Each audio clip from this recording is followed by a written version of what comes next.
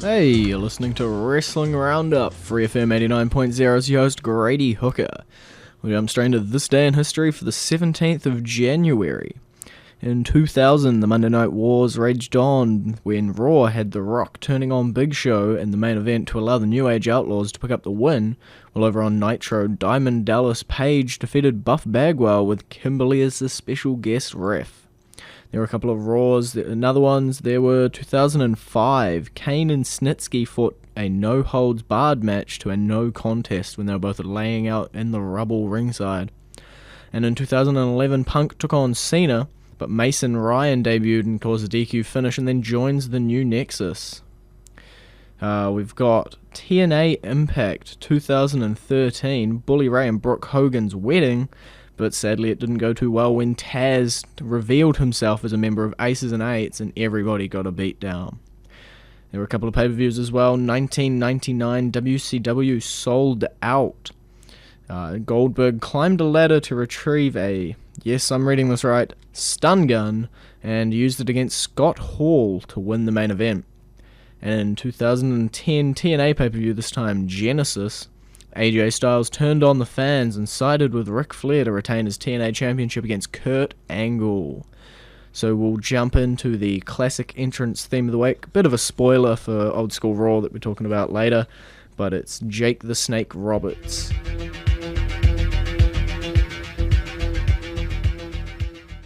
And you're back, Wrestling Roundup, FreeFM 89.0. It's your host, Grady Hooker, and live via Skype right now, I got Josh. Woo! I'm guessing you're wooing because the opening segment on Old School Raw Was Ric Flair, the styling and profiling master. he had a pretty good back and forth with Randy Orton, to be honest. Now, I said this from the second that they announced Flair was going to be the opening segment. If you're going to do one champion, the champion should have one title. What would have been the best thing they could have done there but to give the man that's synonymous with the World Heavyweight Championship the belt as the last image you'll ever see of that title on WWE television? Yeah.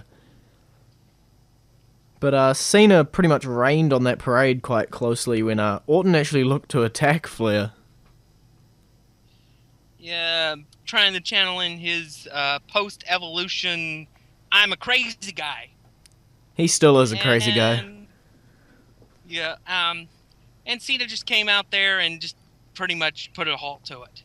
Yeah. It did get a nice photo shot of Cena and Flair celebrating. Yeah, and then Flair goes off his rocker in a backstage segment. Yeah. Which you knew was coming anyway, so that's who he is anymore. Just luckily it was backstage and not out in the ring. Yeah, we don't need any more elbow drops on a poor defenseless jacket. Yeah. Okay. Quite sadly, though, during the show, Jerry Lawler had a bit of a stomach bug. Yeah, he had a stomach flu or a food poisoning incident that prevented him from being able to do his job as commentator. But he was backstage for the entire show. But for some reason, somebody decided to do that there was something wrong with his heart rumor. Yeah. But there was nothing wrong with his heart. I think we were all pretty glad when we found out that it was just a stomach bug. Yeah. Up next, the Wyatt family took on the team of the Usos and Rey Mysterio. Rey Mysterio was so insignificant in this match, I had completely forgotten he was even in it. Yeah. Rey hasn't done much over the past few weeks, I don't think. But it was just, this was really just a weird match. Daniel Bryan had a bit of an aggressive streak during the match.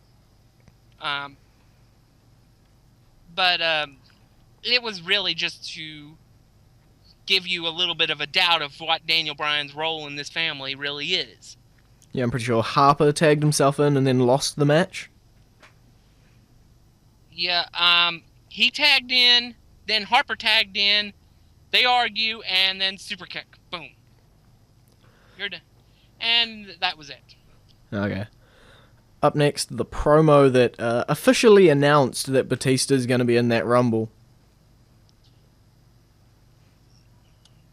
Yeah, it was just basically officially entered, because it was just the same promo. Only at this time it said he wanted to be the champion. Yeah. I think if the person I read it off properly was right, I think it's the last 3 years, the first person to announce that they're entering the Rumble has won it. Bit of an interesting fact there. If true, yeah. Let's see here. You would have the 2011 winner, Alberto Del Rio. Yes. 2012 winner, Sheamus. Yep. And 2013 winner was John Cena. Yes. But I don't think John Cena announced first. We'll sort it out during the music and we'll come back and tell the fans if it's true or not. But up next, Brad Maddox set a horrible, horrible Sandow Khali match.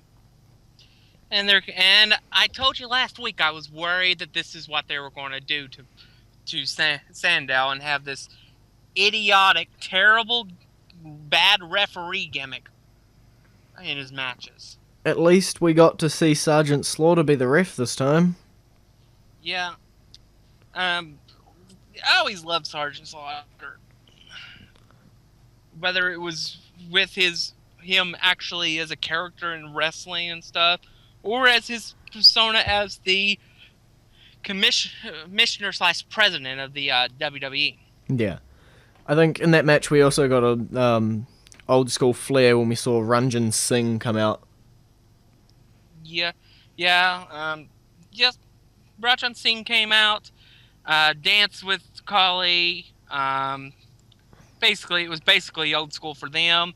He, for a lot of people that don't know, Singh, reason he hasn't been on television is because he became a writer for the show. Yeah. We got Big E Langston walking backstage. He runs past a few legends. And you knew he was enjoying it just from the smirk on his face. Yeah. The fact that he was able to interact with guys like Koloff and Money Inc. Yeah. That's got to be a thrill for him. Bet you he remembered to pay his taxes that year. But he took on Curtis Axel and obliterated him pretty quickly. Yeah, basically this was really more about Ryback on commentary than it was the actual match. Yeah, I'm not sure. I think it might be setting up Ryback challenging for the Intercontinental title. It's possible. Either way, up next, the Piper's Pit, the Shield. You knew it was going to go bad. Yeah, and you knew Piper was going to do everything he could to implant and fertilize that seed of dissension among the Shield. It was mostly you wanted to see how Ambrose and Piper would interact. Yeah. That was the most important part about it.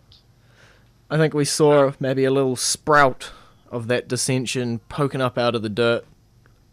Yeah.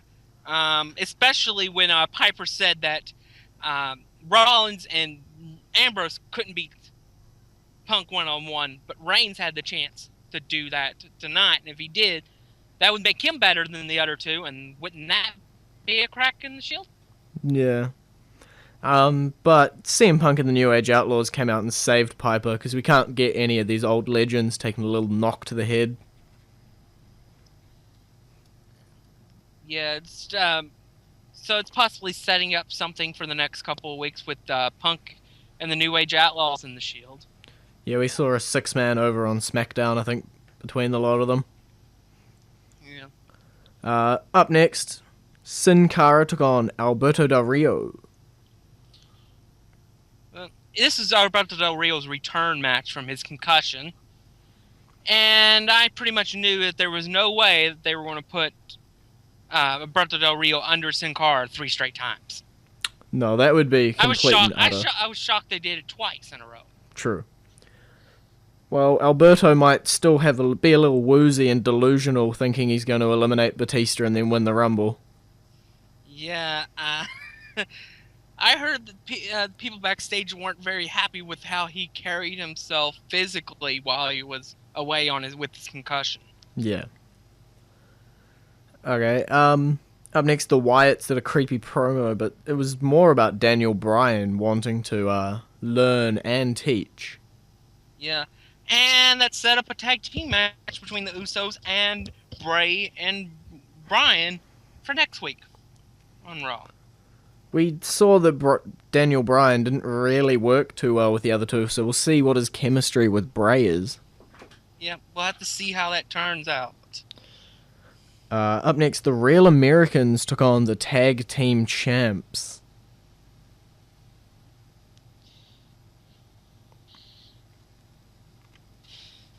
And Goldust ended up... Another great tag brotherhood. Yeah, Goldust hit his finisher for the win. Cody appeared to be possibly injured. Damn. That's not good. No, it may have just been a tweak of the ankle or something. Hopefully Nothing it's not serious. much. But I still enjoy Goldust's final cut move. Yeah. Okay, up next, another Legend segment, this time between DDP and Booker T. Yeah, this was really to talk up DDP's DDP yoga. And interject Ron Simmons at the most important moment that they can interject him in. Damn! Oh, I love that every single time he shows up. DDP, yeah, I always laugh at it. I hope DDP gets inducted into the Hall of Fame soon. He's definitely had a career, but I think it was more with WCW than it was with WWE. Yeah, but they inducted Vern Gagne, who never worked for WWE. Fair enough. Up next, we get that horrible match we were talking about. We didn't actually mention the special guest ref was actually a WWE app poll between Arn Anderson, Bob Backlund, and Sergeant Slaughter. You pretty much knew who was going to win. Everybody had their favorites, though. That I just wanted, part of me wanted to see what kind of nut job case Bob Backlund would do as a referee, but I knew he wasn't going to win. It was between Slaughter and Anderson, and I would have voted for Slaughter. Okay. And Anderson would have been acceptable as well. What was it? It was Sandow's leg was on the ropes this time, so Slaughter's eyes might be getting a little old. Yeah. But the best part of it was the Sandow getting put into the Cobra Clutch. Yeah. Because any historian that knows about his past, Sandow's past, knows that when he did his first run with WWE as Idol Stevens, his finisher was the Cobra Clutch. Yeah. Fair enough. We'll jump into the current entrance theme. It's alluding the next segment we'll talk about. It's Brock Lesnar.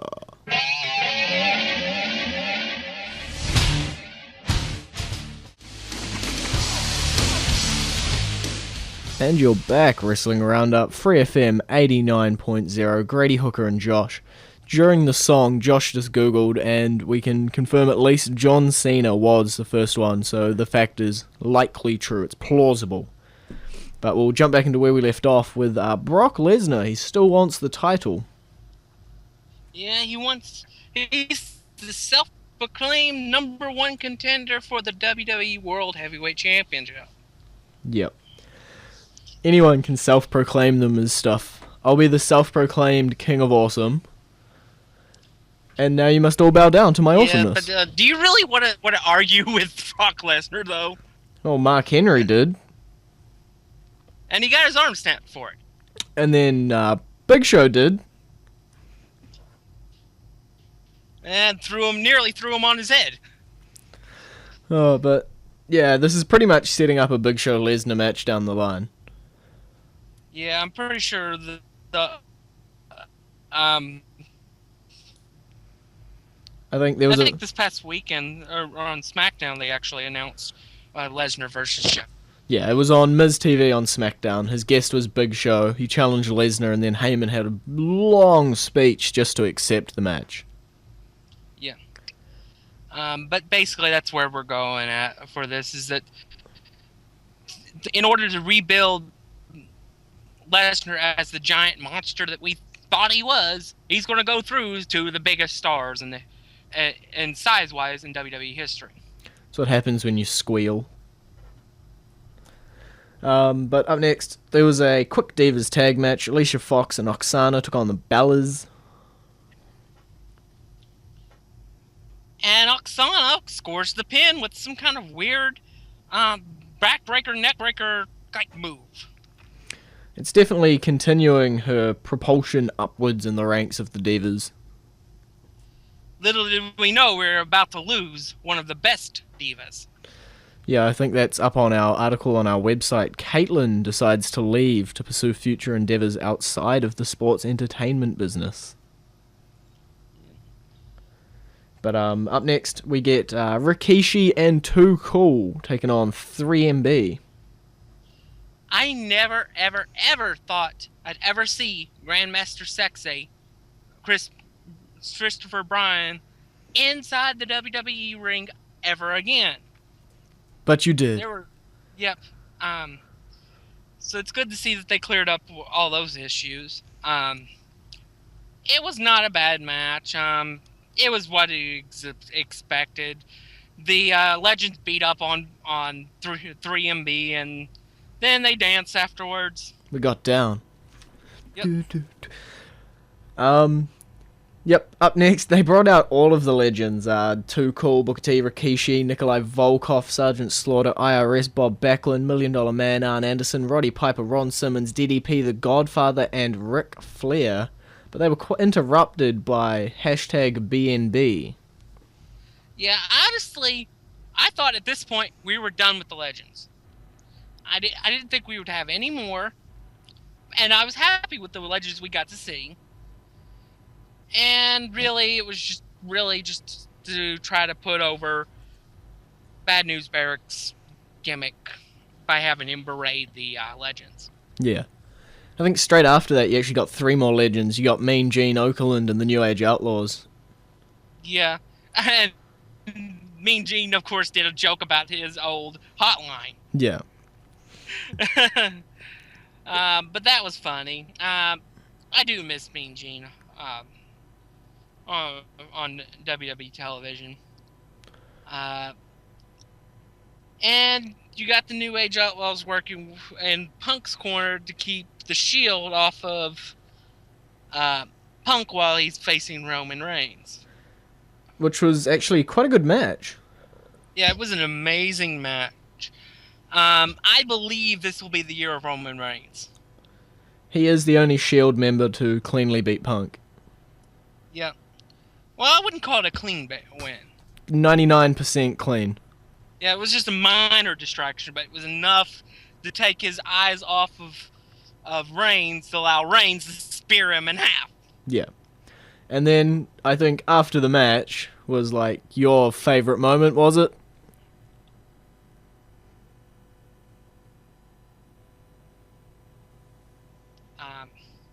Yeah, the best part of the whole night was after the match was over. When out of nowhere, Jake the Snake Roberts returns to the WWE for the first time in like 18 years and DDT's Ambrose. And you know, Ambrose is a bad guy. Yeah. But even he couldn't resist smiling about having one of his idols DDTing him and putting that snake on him. I think WWE put up a video after this of like dream matches, and they put those two together. I believe that's because it's one of Ambrose's dreams, because Ambrose did look up to Jake Roberts when he was a kid, and you can tell by the way, because his finisher is a variation of the DDT. Yeah. Okay, well, we'll jump over to SmackDown. We probably got to get through it. We don't have much time left. We talked about the Miz TV and stuff, but Biggie Langston took on Randy Orton.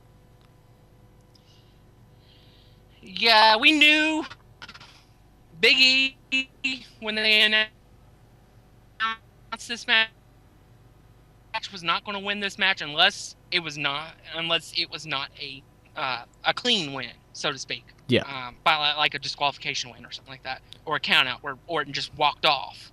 But this was a fantastic match and continues to prove Big E belongs in the upper echelon of the stars. I think this was definitely Big E's test of taking on the WWE World Heavyweight Champion, and if it was his test, I think he passed with flying colours. Yeah. Well, the match was 14 and a half minutes long.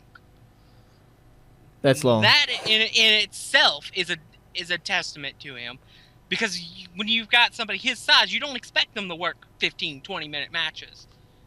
Fair enough. I mean, look at Ryback, for example. He's winded after 7 minutes. True. The main event of the night, though, The Shield, CM Punk, New Age Outlaws, 6-man tag. And you had Roman Reigns claiming that since he beat Punk, he is the new best in the world. This was a fantastic 6-man tag, and The Shield seems to have their momentum back now. They got one over on Punk. Yeah, and the New Age Outlaws, to be honest, aren't that bad in the ring for the age they are. Yeah, they're definitely with them every single week because they're producers backstage. Yeah. So, you never know, we could see them coming back for maybe one more run. Possibly. They could go from being the 5-time WWE World Tag Team Champions to being the 6-time WWE World Tag Team Champions. It's World Tag Team Champions of the World. You got to give them the full title. No, that's only if you're a TNA Tag Team Champion. Okay. But yeah, Reigns ended up sparing Billy Gunn for the win, so we're still seeing Reigns outshine the rest of the Shield.